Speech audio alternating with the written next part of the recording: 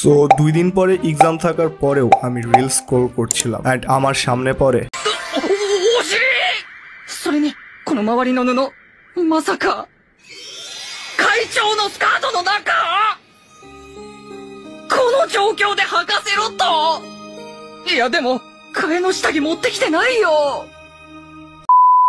So a responsible and dedicated anime fan and এই anime দেখার পরে আমি রিয়েলাইজ করি যে এই ক্লিপটা ফুল অ্যানিমের মধ্যে সবথেকে ডিসেন্ট ক্লিপের মধ্যে একটা অ্যান্ড সবথেকে লেস ডিসেন্ট কোনো ক্লিপ যদি থাকে সেটা হলো Hello guys and welcome back to another video of my channel. So যে অ্যানিমে নিয়ে কথা বলছি তার নাম হলো Please Put Them On Takamine-san and yes put them on মানে আপনারা যেটা ভাবছেন সেটাই। সো স্টোরি শুরু টিপিক্যাল হাই স্কুল অ্যানিমের মতোই শুরু হয়, লাইক একটি female character over achiever and পুরো স্কুলের পয়েন্ট অফ অ্যাটেনশন অ্যান্ড আমাদের মেল ক্যারেক্টার চুপচাপ এবং আই থিঙ্ক কেউ তাকে চিনেও না স্কুলে এই টাইপের। সো টোটাল পোলার অপোজিট দুইটি ক্যারেক্টার অ্যান্ড অ্যাজ ইউজুয়াল তারা একে অপরের সাথে পাথ ক্রস করে এবং কিছু সার্কামস্ট্যান্সেসের কারণে একসাথে কানেক্টেড হয়ে যায়, typical high school anime story. But যে স্পেশাল ইভেন্ট বা যে অ্যাকশনের জন্য এই দুই ক্যারেক্টার একসাথে হয়ে যায় সেটা মাই গড। সো আমাদের মেন ক্যারেক্টার তার পিটি ক্লাস স্কিপ করে একটি বেসমেন্টের মতো রুমে বসেছিল অ্যান্ড তখনই ওই রুমে আমাদের ফিমেল মেন ক্যারেক্টার তাকামিনে-সান এন্টার করে অ্যান্ড আমাদের যে মেন ক্যারেক্টার ছিল যার নাম শিরোতা সে এমন কিছু দেখে ফেলে যেটা তার দেখার কথা ছিল না অ্যান্ড এই ইভেন্ট এখানেই কাট হয়ে যায় অ্যান্ড নেক্সট টু ক্লাস যেখানে টিচার টেস্ট পেপার ডিস্ট্রিবিউশন করছিল অ্যান্ড তাকামিনে-সান টেস্টে 98 পায় অ্যান্ড তখনই কিছু একটা হয় অ্যান্ড আমরা দেখতে পাই এই সব কিছু একটি ড্রিম ছিল অ্যান্ড এই ফুল স্টোরি আবার রিভাইন্ড হয় এবং এবার যখন সে খাতা পায় তখন সেখানে 100 আউট অফ 100 ছিল। বাট শিরোতার ক্লিয়ারলি মনে ছিল এটা কোনো ড্রিম না, so something was wrong. So সে ফার্স্টে তাকামিনে-সানকে এই ব্যাপারে আস্ক করে অ্যান্ড সে জানতে পারে যে হি ওয়াজ রাইট, এখানে কিছু একটা মিসিং ছিল।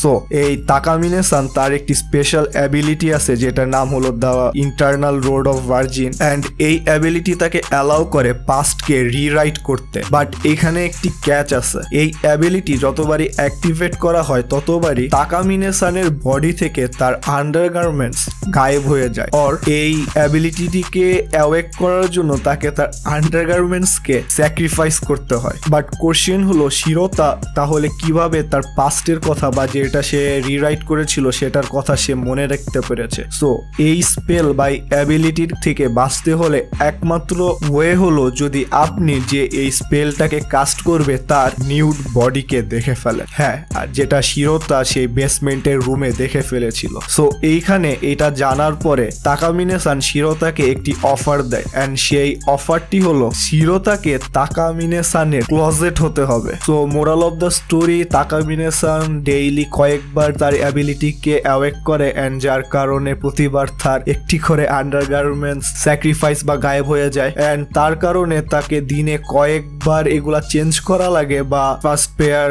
গায়েব হয়ে গেলে সেকেন্ড বার আবার পুটন করতে হয়। সো তাকামিনে-সান চায় শিরোতা তার জন্য এই কাজটা করুক। সো নর্মালি শিরোতা ফার্স্টে এই অফার না করে দেয় অ্যান্ড তারপরে তাকামিনে-সান তাকে ব্ল্যাকমেল করে যে সে হিস্ট্রি রিরাইট করে তাকে লিস্টেড সেক্সুয়াল অফেন্ডার হিসেবে পুলিশে দিয়ে দিবে অ্যান্ড দ্যাটস ওয়াই শিরোতা রাজিও হয়ে যায়। অ্যান্ড ম্যান এরপরে এই অ্যানিমেতে যা যা দেখেছি তার 0.01%ও যদি আমি এই ভিডিওতে অ্যাড করি ইউটিউব আমার সাথে এইটা করতে 1 সেকেন্ডও ভাববে না।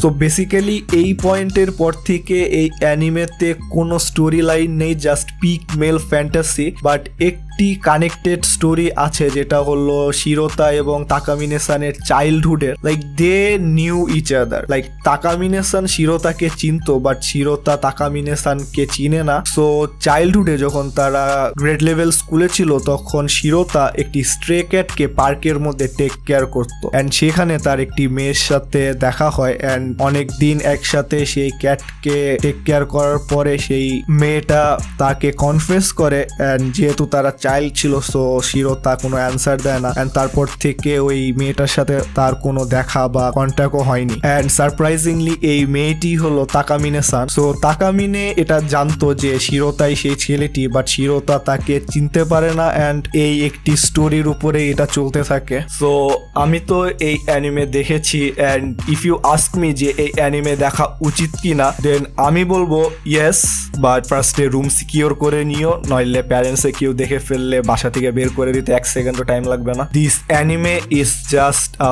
Pure male fantasy, no story line, nothing, just fantasy. And one more interesting thing, আমি যখন এই অ্যানিমে দেখার জন্য সার্চ করি তখন এই অ্যানিমে 2টি version pi, like same anime but 2টি ভার্সন, একটি সেন্সার্ড অ্যান্ড আরেকটি আনসেন্সার্ড। সো অ্যাজ এ রেসপন্সিবল এবং রেসপেক্টফুল অ্যানিমে লাভার আমি আনসেন্সার্ড ভার্সনটাই চুজ করি, and the rest is history. So that is it for today guys. Hope you like this video. Comment down below আপনারা যদি anime আগেই দেখে থাকেন or নতুন করে দেখার পরে আপনাদের experience. See you on the next video. Till then, bye bye.